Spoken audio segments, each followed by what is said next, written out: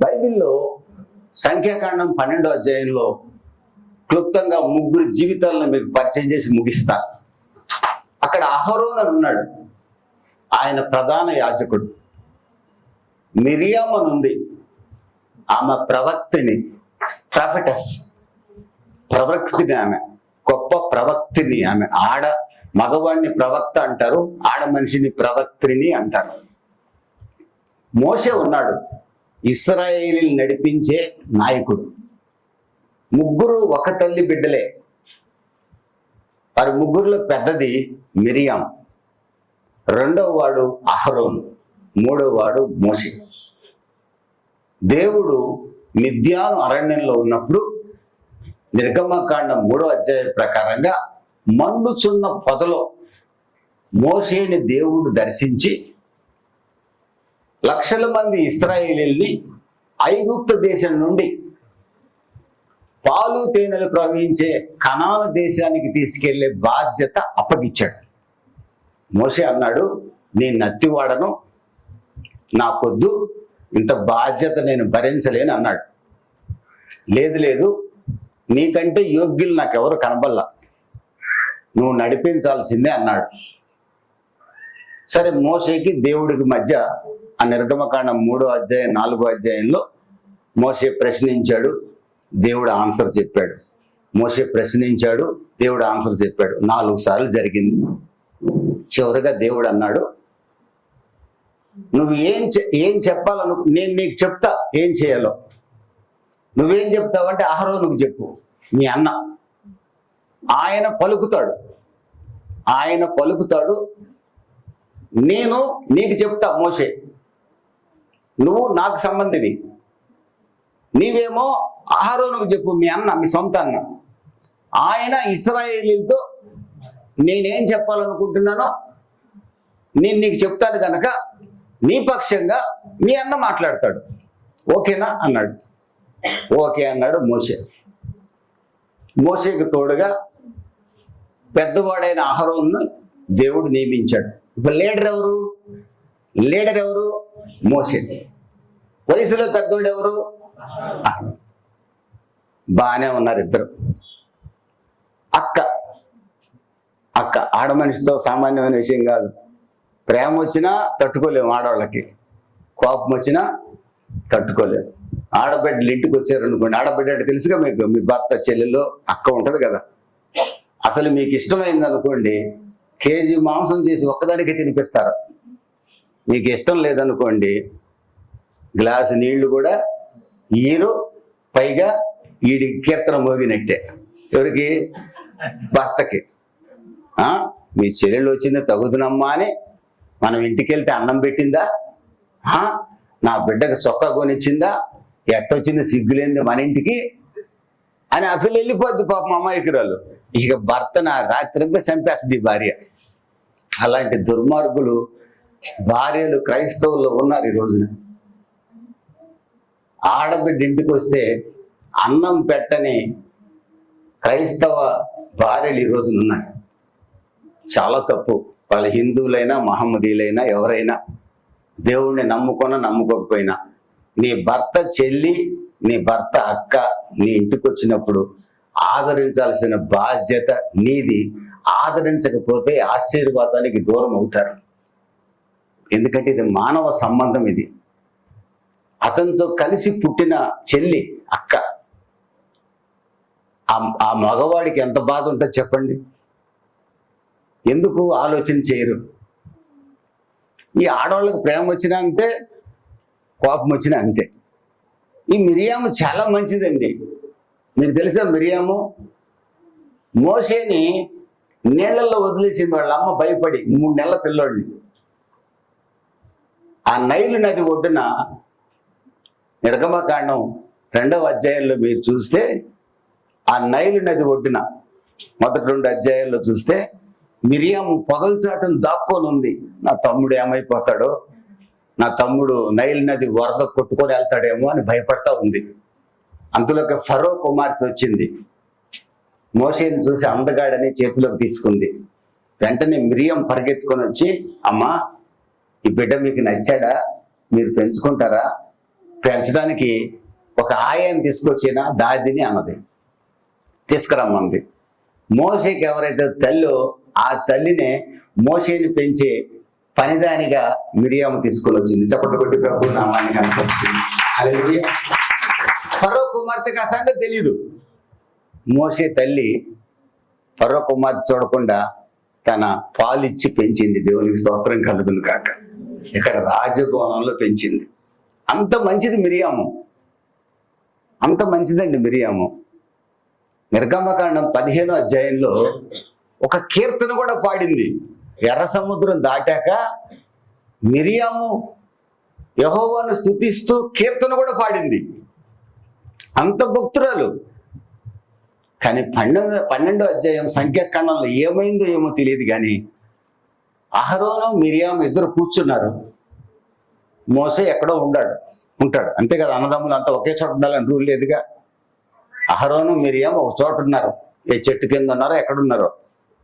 మోసే ఎక్కడున్నాడో ప్రార్థన చేసుకుంటా. మరి ఎందుకు వచ్చిందో వాళ్ళలో ఆలోచన. ఆ 12వ అధ్యాయంలో మీరు చదువుకున్నట్లయితే 2వ వాక్యంలో, వారు మోసే చేత మాత్రమే యెహోవా పలికించిన ఆయన మా చేత పలికింపలేదా అని చెప్పుకొనగా. వీళ్ళిద్దరు కూర్చొని ఏమనుకుంటున్నారు, మరే తమ్ముడు అహరోను, నీకంటే నాకంటే చిన్నోడు మోసే, వాణ్ణి దేవుడు ఎన్నుకున్నాడు. వాణ్ణి 30 లక్షల మంది ఇశ్రాయేలీయులు ఘనపరుస్తున్నారు. 30 లక్షల మంది ఇశ్రాయేలీయులు ఘనపరుస్తున్నారు నాయకుడిగా. ఆయన ఏం చెప్తే అది చేస్తున్నారు. వాడు మనకంటే చిన్నోడు, ఒక తల్లి బిడ్డలే, మనకంటే చిన్నోడు. ఏం వాడేనా గొప్ప, మనం కాదా అని ఇద్దరు అనుకుంటున్నారండి. అయితే విచిత్రం ఏంటంటే, ఈ మాట పలకటానికి కారణం ఎవరంటే మిరియాము, అహరోను కాదు. మిరియాము కూర్చొని అహరోనుతో అంటుంది, ఏమిరా మన ఇద్దరం గొప్ప కాదా, వాడేనా గొప్ప అంటుంది. మనం భక్తులం కాదా అంటే ఒక రకంగా మోషే మీద వాళ్ళకి అసూయ వచ్చింది. అసూయ, జలసి. ఏం ఐజాకేనా పాస్టరు, నేను పాస్టర్ కాకూడదా? కావచ్చు, కానీ ఇక్కడ కాదు, ఇంకెక్కడైనా సంఘం పెట్టుకోవచ్చు. హల్లెలూయా. నీకు దేవుడు పిలుపుంటే ఎక్కడైనా పెట్టుకోవచ్చు. సేవ ఎవరైనా చేయొచ్చు, కానీ ఈ స్థానాన్ని లాక్కోవాలనుకోవడం దారుణం. అది అసూయ. అలా సంఘాలు పాడైపోయే సంఘాలు చాలా ఉన్నాయి. దానివల్ల నాశనం సంఘానికి కాదు తెలుసా, అసూయ పడిన వాడే నష్టపోతాడు, అసూయ పడిన వాడే నాశనం అవుతాడు. మీ అన్నదమ్ముల మీద, మీ అక్క చెల్లెళ్ళ మీద మీరు అసూయ పడితే ప్రమాదం ఎవరికో తెలుసా, మీకే. దావీదు మీద సౌలు రాజు అసూయ పడ్డాడు. గొలియాతును జయించాక ఇశ్రాయేలీలు సౌలుకి 1000 కొలది, దావీదుకి 10,000 కొలది అని పాట పాడారు. అంటే గొలియాతుని ఎదిరించడానికి సౌలు శక్తి చాలా.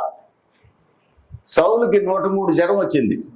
గొలియాతుని చూడంలోనే రాజుకి జ్వరం వచ్చింది. గుండె గడగడగడలాడిపోయింది. వామ్మో, ఈ రాక్షసుని నేనెక్కడ జయిస్తానని. వాడేమో సవాల్ చేస్తున్నాడు. 9 అడుగుల 9 అంగుళాలు ఉంటాడు వాడు. ఎంత? 9 అడుగుల 9 అంగుళాలు ఉంటాడు. ఈ చర్చి హైట్ ఎంత ఉందో తెలియదు నాకు. వాడు గొలియాతు వచ్చాడంటే మీరు ఒక్కళ్ళు ఉండరు ఇక్కడ, నాతో సహా మొత్తం పారిపోతాం. 9 అడుగుల 9 అంగుళాలండి, లెక్కేసుకోండి ఇంటికి పోయాక. ఈ గోడ అంత ఉంటాడు వాడు. వాడిని చూసి లక్షల మంది ఇశ్రాయేలీల సైన్యం గడగడగడలాడిపోయారు. రాజైన సౌలు గడగడలాడిపోయాడు. ఒక చిన్న పిల్లోడండి, 5 అడుగులు ఉంటాడు దావీదు. 5 అడుగులు 4 అంగుళాలు అంట దావీదు. చిన్న కుర్రోడు, గొర్రెలు కాసుకునేవాడు. నేను వెళ్తాను వాడి మీద యుద్ధానికి అంటున్నాడు. సౌలు అంటాడు, ఒరే వాడు నలిపేస్తాడరా నిన్ను, వాడు కాలుతో దొక్కాడంటే నువ్వు దేనికి పనికిరావు, వాడు ఏనుగులాగా ఉన్నాడు, నువ్వేమో పీనకలాగా ఉన్నావు అన్నాడు. నేను చచ్చినా పర్లేదు, యెహోవా నా పక్షంగా ఉన్నాడు, యెహోవా పేరిట నేను యుద్ధానికి వెళ్తానన్నాడు. చప్పట్లు కొట్టి ప్రభు నామానికి అంత. మీకు నాకు ఎదురయ్యే సమస్యలు ఏమైనా కానీ, ఎన్ని సమస్యలు ఎదురైనా మీరు యెహోవా పేరిట యుద్ధం చేయండి, గెలుపు మీదే. గట్టిగా చప్పట్లు కొట్టి ప్రభు నామానికి అంత. యెహోవా పేరిట యుద్ధం చేయండి అంటే ఏం చేయాలి తెలుసా? ప్రార్థన చేయండి, పట్టుదలగా ప్రార్థన చేయండి, విడువక ప్రార్థన చేయండి, ఎడతెగక ప్రార్థన చేయండి, విసుకోకుండా ప్రార్థన చేయండి. సాతానుగాడు 9 అడుగులు 9 అంగుళాలు ఉన్న వాడు నేల పడిపోతాడు. చప్పట్లు కొట్టి ప్రభు నామానికి అనిపిస్తుంది. భయపడ్డారంటే వాడు మిమ్మల్ని తొక్కేస్తాడు. భయపడ్డారంటే వాడు తొక్కేస్తాడు. కడుపు నొప్పి వచ్చింది, ఇక చచ్చిపోతున్నానని భయపడ్డావు అనుకో, గ్యారెంటీ చచ్చిపోతావు. ఈ కడుపు నొప్పి నన్ను ఏం చేస్తుంది? నజరేయుడైన యేసు నాకు తోడుండగా ఈ కడుపు నొప్పి నన్నేమీ చేయలేదు. డాక్టర్ దగ్గరికి వెళ్ళు, టాబ్లెట్ వాడు, దేవుడు విడుదలిస్తాడు. హల్లెలూయా. ఒక్కోసారి డాక్టర్ దగ్గరికి వెళ్ళకుండానే స్వస్థ వస్తుంది. కానీ భయపడి చెమటలు పట్టించుకోవద్దు. భయపడి చెమటలు పట్టాయనుకో చచ్చిపోవడం గ్యారెంటీ. చచ్చిపోవడం గ్యారెంటీ. అది నాకు ఆ సంగతి బాగా తెలుసు. నా అంత పిరుకోడు మరొకటి లేడు. కానీ గత 5 సంవత్సరాలుగా ప్రభు నాకు గొప్ప ధైర్యం ఇచ్చాడు. హల్లెలూయా. నేను బ్రతుకుంటే క్రీస్తు, చస్తే దేవుడు. ఎంత కష్టంలో కూడా నా కన్ను వెంట నీరు రాదు. ఒకవేళ నీరు వచ్చిందంటే నా కొరకు వేరే వాళ్ళు బాధపడుతుంటారు చూడండి, వాళ్ళని చూసి బాధపడతాను నేను, అంతే. నా గురించి నేను బాధపడను. అందుకే నేను ధైర్యంగా ఉండగలుగుతున్నాను. హల్లెలూయా. మీ మధ్య నిలబడగలుగుతున్నాను. హల్లెలూయా. 9 అడుగులు 9 అంగుళాలు వస్తే అందరూ జ్వరం వచ్చింది. దావీదు నేను వెళ్తానని చెప్తే సౌలు కత్తిచ్చాడు సిగ్గు లేకుండా. చిన్నపిల్లడు యుద్ధానికి వెళ్తానంటే కత్తిచ్చాడు. సైనికుడు బట్టలు వేసాడు. ఈయనే నాకొద్దు, యెహోవా నామంలో ఒడిశాల తీసుకొని వెళ్తానన్నాడు. హల్లెలూయా. దేవుని వాక్యమనే ఆ రాయితో వాడిని కొట్టాడండి. హల్లెలూయా. దేవుడి వాక్యమనే ఒడిశాల రాయితో గొల్లియాతును కొడితే 9 అడుగులు 9 అంగుళాలు ఉన్నాడు. ఇక్కడ తాకింది రాయి, నేల పడ్డాడండి. వాడి కత్తి తీసుకొని వాడినే చంపాడు ఈ పుట్టుడు. వాడి కత్తి తీసుకొని వాడినే చంపాడు. దేవునికి స్తోత్రం కలుగును కాక. అప్పుడు ఇశ్రాయేలు ఏం చేశారు? దావీదు బలాఢ్యుడు, దావీదు 10,000 మందిని జయించగలడు, మరి రాజుగారు కూడా బలాఢ్యుడేలే, 1000 మందిని జయించగలడు అని పాట పాడారు. అంటే నేను తక్కువడా, ఈ పొట్టోడు నాకంటే ఎక్కువడా అని సౌలు రాజుకి దావీదు మీద అసహ్యం కలిగింది, అసూయ కలిగింది. అసూయ అంటే చెప్పమంటారు? ఒకడు బాగుపడుతుంటే చూడలేంగా మనం. ఇప్పుడు మీ అందరిలో మంచి చీర కట్టుకున్నామని చూసారా? ఎవరో మంచి చీర కట్టుకుంది ఎవరు నాకు తెలియదు. ఎందుకనే మీలో మంచి చీర కట్టుకున్నామని చూసి మీరు ఈ మనసులో ఏమనుకోకుండా సంతోషంగా ప్రైజ్ ది లార్డ్ చెప్పి అక్క చీర బాగుందని ఇంటికి వెళ్ళారు అనుకోండి, పర్లా. ఇంటికి వెళ్ళి మళ్ళీ పక్కన ఉంటారు కదా, పక్క ఇంట్లో మీరే, బయట వాళ్ళు కాదు, అబ్బో కట్టుకొని వచ్చిందిలే అమ్మా, మా తెలీదో, వాళ్ళ ఆయన కొట్టుకొని వచ్చాడు, ఆయన అన్నామంటే నీకు అసూయ ఉన్నట్టే లెక్క. ఏమంటే కొంతమంది పాస్టర్ గారి పిల్లలు బాగా తయారైతే అసూయ ఉంటుంది. కొంతమంది పాస్టర్ అమ్మలకి సంఘస్థులు బాగా తయారైతే కడుపు మండిపోద్ది. నాకేం పాత చీర, వీళ్ళు కొత్త చీరలు కట్టుకొచ్చారని. పాస్టర్ అమ్మలు తక్కువలే కాదు, కొంతమంది సంఘస్థులు తక్కువలు కాదు. ఇప్పుడు ఇక్కడ ఉన్నోళ్ళు పెద్ద కారులో వచ్చారనుకోండి, ఎవరన్నా మీరేం కంగారు పడకుండా మీకున్న స్థితిని బట్టి మీరు సంతోషిస్తూ ఇంటికి వెళ్ళారనుకోండి, మీకు అసూయ లేదు. పలానోళ్ళ పిల్లకి మంచి సంబంధం వచ్చింది అనుకోండి, స్తోత్రం, నా బిడ్డకు రాలేదు వాళ్ళ బిడ్డకు వచ్చింది, నా బిడ్డకు రాలేదు వాళ్ళ బిడ్డకు వచ్చింది, అంటే నీకు కడుపు మంట ఉంది. దాన్ని అసూయ అంటారు. అసూయ చాలా ప్రమాదం, క్రైస్తవుడు ఉండకూడదు. సౌలు యొక్క అసూయ ఏం చేసింది తెలుసా? సౌలు రాజ్యమే పోగొట్టుకున్నాడు. ఎంత శిక్ష వచ్చిందంటే సౌలుకి తన కత్తి మీద తానే పడి చనిపోయాడు. అందుకే ఎవరి మీద మనం అసూయ పడకూడదు. క్రైస్తవులు చాలా జాగ్రత్త. మీ పిల్లల కంటే ఎక్కువ ఎవరైనా బాగా చదివితే మీరు స్తోత్రం చెప్పండి.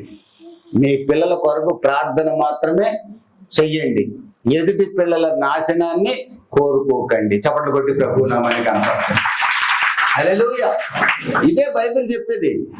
పరలోక రాజ్యానికి పోవాలంటే ఇవన్నీ ఉండాలి మనలో. కడుపులో అంతా చెత్త పెట్టుకొని పరలోక రాజ్యానికి ఎట్టబోతాం? పాము కదా. ఈ మిరియాము అహరోనులకి మోషే మీద అసూయ కలిగింది. రెండవది ద్వేషం కూడా ఉంది వాళ్ళకి. ఏంటో ద్వేషం తెలుసా? మోషే యొక్క భార్య పేరు సిప్పోరా. ఆమె మిద్యానీయురాలు. ఆమె చనిపోయిందో ఏమో తెలియదు కానీ మోషే కూషు దేశపు స్త్రీని పెళ్లి చేసుకున్నాడు. కూషు దేశం అంటే ఇథియోపియా, ఆఫ్రికా ఖండంలో ఉంటుంది. అక్కడ నల్లోళ్ళు ఉంటారు. నల్ల పిల్లలు పెళ్లి చేసుకున్నాడు ఆయన. కొంతమంది అంటారు కూషు దేశపు స్త్రీ మిద్యాను స్త్రీ సిప్పోరా ఒకళ్ళే అంటారు. మనకేం తెలియదు. మిద్యాను వాళ్ళు ఎర్రగుంటారు, కూషు దేశపు వాళ్ళు నల్లగుంటారు. ఇక్కడ రాసి ఉంది కూషు దేశపు స్త్రీని పెళ్లి చేసుకున్నాడు రాసి ఉంది 12వ అధ్యాయంలో. సిప్పోరా అయి ఉండొచ్చు, ఇంకొక అమ్మాయి అయి ఉండొచ్చు. మొత్తం మీద యూదురాలు కాదు ఆమె. మోషే భార్య యూదు జాతికి చెందిన ఆమె కాదు. మొదటేమో ఈయనైనా నాయకుడు, మనం కాదా, ఆయన అధికారం మీద అసూయ పడ్డారు. రెండవది ఇక ఆయన భార్య మీదకి వచ్చారు. వీడు నల్లదాన్ని పెళ్లి చేసుకున్నాడు. ఏం మన ఇశ్రాయేలీలో లేరా పెళ్లి చేసుకోవడానికి? మన కులంలో లేరా? కులంగానే దాన్ని పెళ్లి చేసుకున్నాడు అని మోషే భార్యని బట్టి సనగడం ప్రారంభించారు. ప్రియమైన దేవుని బిడ్డలరా, దేవుని బిడ్డలేని మీరు ఎవరిని బట్టి మీరు సనగకూడదు. వాళ్ళకి ఇష్టమైంది వాళ్ళు చేసుకున్నారు, మీకు ఇష్టమైంది మీరు చేసుకున్నారు. మీ కులం కాని దాన్ని చేసుకున్నాడు, తప్పేముంది? మీకేం ప్రాబ్లం? నాకేం ప్రాబ్లం? ఎవరిని చేసుకుంటే నీకెందుకు? నువ్వు మంచిగా చేసుకో, నీ పిల్లలకి నీ కులంలోనే ఇచ్చుకో. నేను ఏ కులం దాన్ని చేసుకుంటే నీకెందుకు? నీకు అనవసరం. మోషే చేసుకున్నాడు. మోషే భార్యని బట్టి సనిగారండి. దేవుని బిడ్డలట బైబిల్ చెప్తుంది. ఫిలిప్పీలకు రాసిన పత్రిక 2వ అధ్యాయం 14, 15, 16 వాక్యాల్లో సణుగులు సంశయాలు మానాలట. 1 కొరింథీ 10వ అధ్యాయం రాయబడింది, ఇశ్రాయేలీల 40 సంవత్సరాల అరణ్య యాత్రలో సనిగారట దేవుడి మీద, గొణిగారంట దేవుడి మీద. దేవుని బిడ్డలు సనిగితే గొణిగితే అది దేవుడు దుఃఖపడతాడు. దానివల్ల నష్టం మనకే. అందుకని దేవుని బిడ్డలు ఈ పూటకు ఆహారం లేకపోయినా సణుకోకండి, దేవునికి స్తోత్రం చెప్పండి. చెప్పండి కొట్టి ప్రభు దేవుడు ఖచ్చితంగా మిమ్మల్ని పోషిస్తాడు. యెహోవా మీ కాపరి, మీకు లేమి కలగదు. ఒక పూట అన్నం లేదు, భర్తకు ఆ రోజు పని లేదు, ఈ పూట అన్నం లేదు, ఏం ఒక పూట తినకపోతే చచ్చిపోవు కదా. ఈ లోపలనే దేవుడు ఉన్నాడా లేడా అని సనగటం, ఇలాంటి వాడిని నాకు భర్తగా ఇచ్చింది మా అమ్మ అని అమ్మని తిట్టడం, ఇలాంటి వాడిని తగలబెట్టింది నాకని నాన్నని తిట్టడం. దేవుని బిడ్డవే కదా. బైబిల్ ఏం చెప్తుంది? యెహోవా నా కాపరి, నాకు లేమి కలగదు, నన్ను పోషించువాడు దేవుడే. మరి ఎందుకు సణుగుతావు ఒక పూటకే? ఒక ఇంటర్వ్యూలో ఉద్యోగం రాలా, ఎందుకు సణుగుతావు? ఇంకొక ఇంటర్వ్యూలో పెద్ద ఉద్యోగం వస్తుంది నీకు. హల్లెలూయా. ఒక సంబంధం కుదరల నీ కూతురికి, ఇంకా మంచి సంబంధం వస్తుంది, ఎందుకు సణుగుతావు? ఎందుకు సనగటం? దేవుని బిడ్డలు సనగకూడదు. దేవుని బిడ్డలు సనగకూడదు. మీరు సణగితే గొణిగితే మర్మరింగ్ అంటారు, దీన్ని గ్రంబ్లింగ్ అంటారు. దేవుడు వింటాడు. దేవుడు వింటే బాధపడతాడు. దేవుడు బాధపడితే ఎవరికి నష్టం? మనకు నష్టం. మీరు ఏ పరిస్థితుల్లో కూడా సనగొద్దు, గొణగొద్దు, ప్రార్థన చేయండి. హల్లెలూయా. దేవుడు సహాయం చేస్తాడు. మోషే చేసుకున్న భార్యను బట్టి వీళ్ళు సనిగారు. మోషే మీద అసూయపడ్డారు, మోషే భార్యను బట్టి సణిగారు. అంటే ఉక్రోషం, కడుపు మంట. మోషే లీడర్ అయ్యాడే, మాకంటే చిన్నోడు. ఏం జరిగింది తెలుసండి? దేవుడు విన్నాడు వాళ్ళ మాటలు. యెహోవా ఆలకించినని రాసింది. ఆ 12వ అధ్యాయం మీరు జాగ్రత్త చదువుకుంటే యెహోవా విన్నాడంట. యెహోవా విని అంటున్నాడట, మోషే సాత్వికుడు, మోషేతో నేను ముఖాముఖిగా మాట్లాడాను. దేవుడు మోషేతో డైరెక్ట్గా మాట్లాడాడు తెలుసా. అహరోను మిరియాములతో ఎప్పుడు మాట్లాడలా, డైరెక్ట్గా మోషేతో మాట్లాడాడు. మోషే చాలా మంచోడు, గర్వం లేనోడు. అలాంటి మోషేను గురించి మీరు సణుగుతారా అని దేవుడు ఆలోచన చేసి దీనికి అంతటి కారణం ఎవరు? మిరియాం. అహరోన్ ఏమో వింటున్నాడు, అవునులే అక్క, నువ్వు చెప్పేది కరెక్ట్లే అక్క, వినకండి. మీ దగ్గర కూడా వచ్చి కొంతమంది చెబుతుంటారు, అక్కో ఆ సంగతులన్నీ మనకెందుకు కానీ స్తోత్రం, ప్రార్థన చేసుకుందాం రా అని చాపేయండి. ఆ మనిషి వెళ్ళిపోద్ది. ఎందుకంటే ప్రార్థన చేయాలంటే ఆ మనిషి మోకాళ్ళు వంగవు. అందుకనే మీ ఇంటికి అక్క అన్న మీ అందరికి చెప్పేది ఏంటంటే, ఎవరైనా కబుర్లు చెప్పడానికి వస్తే, సొల్లు కబుర్లు, ఆ పాఠశంగారం సంఘంలో ఏముందిలే, అక్కడ అక్కడ ఉందంట ఒక సంఘం, భలే సంఘం అంట, జనం అంతా ఎగురుతారంటాడ, అసలు ఎగిరి చప్పట్లు కొడితే ఊరంతా అదిరిపోద్దంట, తెల్ల బట్టలు వేసుకొని వస్తారంట పలానా చర్చిలో, పరిశుద్ధమైన చర్చి అంట, అక్కడికి పోదామా అని స్టార్ట్ చేస్తాడు ఒకడు వచ్చి నీ దగ్గరికి. వాడు ఆలోచన ఏంటి? ఈ సంఘాన్ని చెడగొట్టాలని. లేకపోతే లోకపు మాటలు చెప్పడానికి వస్తాడు ఒకడు, లోకపు కథలు చెప్పడానికి వస్తాడు. అది అట్టంట, ఇది ఎట్టంట, ఆ రాజకీయం అంట, ఈ రాజకీయం అంట. మీరు ఇలాంటి వాళ్ళకి అవకాశం ఇవ్వకండి. వెంటనే మీరు ఏం చేయాలంటే, అన్నా ఈ దరిద్రపు మాటలన్నీ మనకి ఎందుకులేన్నా, పాస్టర్ గారు మొన్న వాక్యం చెప్పాడు సంఖ్యాకాండం 12, అదోసారి చదువుతాం రా, చదువుకొని మోకరించి ప్రార్థన చేద్దాం అనండి. నీ దగ్గరుంటే ఒట్టు పారిపోద్ది దెబ్బకి వెంటనే.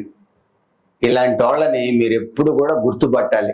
వాళ్ళకు చోటు ఇచ్చారనుకోండి, మీ మైండ్ పాడు చేస్తారు, మీ మైండ్ పాడు చేస్తారు. ఈ రోజున క్రైస్తవులు అనేకులు పాడుకోవడానికి కారణం ఇదే. మిరియాము చెప్తుంటే అహరోను శ్రద్ధకి విన్నాడు, అతను కూడా ఉంది కడుపు మంట. ఏం జరిగింది? మిరియాముకి కుష్ఠవ్యాధి వచ్చింది. అసూయపడిన మిరియాము కుష్ఠవ్యాధి వచ్చింది. మరి అహరోనుకి ఎందుకు రాలేదండి? అహరోను పాపం వింటున్నాడు చెవి పెట్టి అని, వినేవాడికి తక్కువ శిక్ష, చెప్పేవాడికి ఎక్కువ శిక్ష. అందుకని మీరు ఎవరికే కబుర్లు, ఎవరికే కథలో చెప్పకండి. చెప్పేవాడికి శిక్ష, వినేవాడికి తక్కువ శిక్ష. మీరు వినకండి. అహరోనుకి ఎందుకు రాలేదో శిక్ష తెలుసా? అతను ప్రధాన యాజకుడు. ప్రధాన యాజకుడు కుష్ఠవ్యాధి వస్తే కష్టం కదా. అందుకే పాస్టర్లకి శిక్ష తొందరగా రాదు, లేటుగా వస్తుంది, కానీ శిక్ష ఉంది. అందుకని పాస్టర్ల మీద మేము కూడా చాలా జాగ్రత్తగా ఉండాలి, మీకంటే జాగ్రత్తగా ఉండాలి. హల్లెలూయా. ఆ పాస్టర్ గారికి ఈ అన్న అన్ని విషయాలు చెప్తాడు. ఫర్ ఎగ్జాంపుల్ కుటుంబ విషయాలు, అట్లన్నా ఇట్లన్నా, మీ అక్క అలా చెప్పింది ఎలా అన్నది, పలానా మా అత్తగారు ఎట్ట అన్నది, మా మామగారు ఎట్ట అన్నాడు అని చెప్పాడు అనుకోండి. ఈయన బయలుదేరాడు. ఇక మీ పాస్టర్ గారు కాదు, ఫర్ ఎగ్జాంపుల్ ఈయన బయలుదేరాడు, మా ఇంటికి వచ్చాడు. అను నువ్వు వచ్చినప్పుడు తలుపు కాడ కూర్చున్నాడు చూడు అన్న అంటాడు. అన్న మంచోడిలాగా ఉన్నాడు, వాక్యం బాగానే విన్నాడుగా అంట. నేను ఏం వింటామో నీకు తెలుసా సంగతి అంటాడు. వాళ్ళ భార్య అంట ఆయన తిట్టిందంట, వాళ్ళ అత్తగారంట ఆయన్ని కొట్టిందంట. నాకు ఇట్లా చెప్పాడు అనుకోండి, నేను విన్నాను అనుకోండి, ప్రియమైన దేవుని బిడ్డలారా, శిక్ష సేవకుడు కాబట్టి అన్నీ రాకపోవచ్చు, కానీ ఏదో ఒకరోజు శిక్ష తప్పదు. అందుకే సేవకుడికి ఎవరైనా విశ్వాసులు వాళ్ళ రహస్యాలు చెప్తే సేవకుడు చాలా జాగ్రత్తగా ఉండాలి. కన్న తండ్రిలాగా కడుపులో దాచిపెట్టుకోవాలి. చెప్పట్టుకుంటే ప్రభు మీరు మీ పిల్లల గురించి చెప్తారు, ఆడపిల్లల గురించి మాకు అన్న మాట అంటలేదు ప్రార్థన చేయండి అని. మేము మరొక ఇంటికి వెళ్ళి పలానా వాళ్ళ ఇంట్లో ఆడపిల్ల ఇట్ట అంటన్నా అని చెప్పకూడదు. మేము సేవకులని చెప్పకూడదు, సేవకులే కాదు మీరు కూడా చెప్పకూడదు. మీకు తెలిస్తే కూడా ఇంకొక ఇంట్లో చెప్పకూడదు. నా కూతురు గురించి చెప్పుకుంటాను నేను బజార్లో, మరి ఎదుటి వాళ్ళ పిల్ల గురించి ఎందుకు చెప్తున్నావు? ఈ రోజున క్రైస్తవుల్లో ఇలాంటి దౌర్భాగ్యం చాలా మంది ఉన్నారు. ప్రియమైన దేవుని బిడ్డలారా, మోషే మీద అసూయ పడ్డారు. మోషే భార్య మీద వాళ్ళు ద్వేషాన్ని ప్రకటించారు. బైబిల్ చెప్తుంది, గలతీయులు రాసిన పత్రిక 3వ అధ్యాయం మీరు చదువుకుంటే తర్వాత 3వ అధ్యాయం అనుకుంటాను, క్రీస్తునందు గ్రీస్ దేశస్థుడు లేడు, సిదీనీయుడు లేడు, దాసుడు లేడు, స్త్రీ లేదు, పురుషుడు లేదు, అందరూ సమానమే. యేసుక్రీస్తులో ఏ కులం వాడైనా సమానమే. యెహోవా దేవుళ్ళు అందరూ ఒకటే. కూసు దేశస్తురాలను పెళ్లి చేసుకున్నాడని వాళ్ళ కడుపు మండిపోయి మోసే భార్య మీద ద్వేషాన్ని వ్యక్తం చేశారు. భక్తులు, వీళ్ళెవరు అన్యులు కాదు, భక్తులు. ఒక ఆమెమో ప్రవక్త్రిని, ఒకడేమో ప్రధాన యాజకుడు. దేవుడు చూశాడు, దేవుని బిడ్డలు పాపం చేయడం దేవుడికి ఇష్టం ఉండదు. వెంటనే మిరియాము కుష్ఠవ్యాధి వచ్చింది. ప్రియమైన దేవుని బిడ్డలారా, దేవునికి అసహ్యమైంది అంటే తెలుసా? సామెతల గ్రంథం 6వ అధ్యాయంలో మీరు చూడండి, దేవునికి అసహ్యమైనది అసూయ, గర్వం. గర్వము, అసూయ దేవునికి అసహ్యమైన కార్యాలు. మీరు తర్వాత చదువుకోండి. గర్వము, అసూయ ఇవన్నీ దేవునికి హేయమైనవి. ఏమీ మోసైన నాయకుడు మేము కాదా? గర్వం, అసూయ, గర్వం. వాళ్ళలో కలిగింది ద్వేషం. 16వ సామెతల గ్రంథం 16వ అధ్యాయంలో నాశనం అయిపోయే ముందు గర్వం నడుస్తుందట. గర్వించేవాడు నాశనం అవుతాడు. దేవుని బిడ్డ గర్విస్తే నాశనం అవుతాడు. వీళ్ళు గర్వించారు, భక్తులే. ఏమి మోసేనేనా గొప్ప, మేము కాదా? గర్వం. ఏమైంది? గర్వించిన ఆ స్త్రీకి కుష్ఠవ్యాధి వచ్చింది. చివరికి ఎవరు ప్రార్థన చేశారు? మోషేనే ప్రార్థన చేయాల్సి వచ్చింది. అయ్యా, మా అక్కని కనికరించు, పాపం చేసింది. దేవుడు కనికరించాడు. వారం రోజులకి దేవుడు స్వస్థపరిచాడు. ఎవరి ప్రార్థన ఆలకించాడు? మోషే ప్రార్థన. చప్పటి కొట్టి ప్రభు నామానికి హల్లెలూయా. ప్రియమైన దేవుని బిడ్డలారా, గర్వించొద్దు, అసూయ పడొద్దు. ఎవరైనా అసూయ పడుతుంటే హెచ్చరించండి. వారి కొరకు మీరు ప్రార్థన చేయండి. మీరు అందరి మేలు కోరుకోండి. మీరు అందరి క్షేమాన్ని కోరుకోండి. ఖచ్చితంగా 23వ కీర్తన రాయబడినట్లుగా కృపాక్షేమాలు మీ వెంట నడుస్తాయి. చప్పటి కొట్టి ప్రభు నామానికి హల్లెలూయా. చిరకాలము దేవుని మందిరంలో మీరు నివాసం చేస్తారు. హల్లెలూయా. మీ అత్తమామల మీద కానీ, మీ తోడబుట్టిన వాళ్ళ మీద కానీ, మీ తల్లిదండ్రుల మీద కానీ, మీ బంధువుల మీద కానీ, మీతో పనిచేసే వారి మీద కానీ, ఎవరి మీద కూడా మీరు అసూయ పడద్దు, గర్వపడద్దు. నీకున్న ఆస్తిని బట్టి గర్వపడద్దు. మీ పిల్లల్ని బట్టి గర్వించొద్దు. తగ్గించుకోండి. దేవుడు దీనులకు కృప అనుగ్రహిస్తాడు. దీనత్వం కలిగిన వాళ్ళతో దేవుడు ఎప్పుడు తోడుకుంటాడమ్మా. నేను బ్రహ్మాండంగా వాక్యం చెప్తాను, ఐజాక్ ఏం చెప్తాడు అనుకున్నాను అనుకోండి, నాకు దేవుడు తోడుగా ఉండడు. నా మీద ఎవడు ఉంటాడు తెలుసా? సాతాను కూడా ఉంటాడు. దేవుడు నాకు తోడుగా ఉండాలంటే ఐజాక్ ముందు నేను దేనికి పనికిరాను, ఐజాక్ నాకంటే యోగ్యుడు అనుకున్నాను అనుకోండి, నాతో ఎవరుంటారు? దేవుడు ఉంటాడు. హల్లెలూయా. మీరు కూడా అలాంటి దీనత్వం కలిగి, అలాంటి వినయ మనసు కలిగి ప్రార్థన చేసేవారిగా ఉండండి.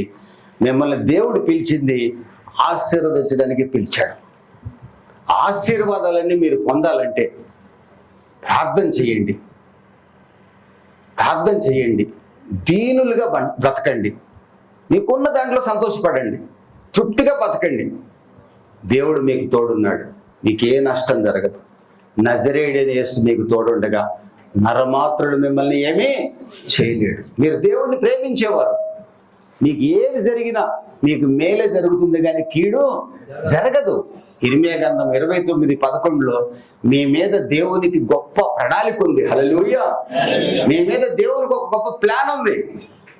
ఆ ప్రణాళిక నెరవేరాలంటే మీరు వినయ మనస్కులై ఉండండి. తగ్గించుకోండి, తప్పలేదు. ఏమైనా తిట్టారా? తగ్గించుకోండి. దేవునికి స్తోత్రం చెప్పండి. ఏం పర్లేదు. మిమ్మల్ని బాధ పెట్టారా? దేవా నీకు స్తోత్రం, దేవుడికి అప్పగించండి. మిమ్మల్ని బాధ పెట్టిన వాడు మీ కాళ్ళు పట్టుకుంటాడు ఒక రోజు చప్పట్లు కొట్టి ప్రభునామని కనపరుస్తున్నాడు. హల్లెలూయా. మీకు నష్టం చేసిన వాడు మీ కాళ్ళ దగ్గరకు వస్తారు. ధైర్యంగా ఉండండి. ఆశీర్వదించబడాలని ఆశపడండి. గొప్ప ఆశీర్వాదాలు మీ కొరకు నా ప్రభు కనిపెట్టి ఉంచాడు. నా కొరకు ప్రార్థన చేయండి. దేవుడు మిమ్మల్ని దీవించి ఆశీర్వదించును గాక. ఆమేన్. తలలు వంచండి, ప్రార్థన చేసుకుందాం.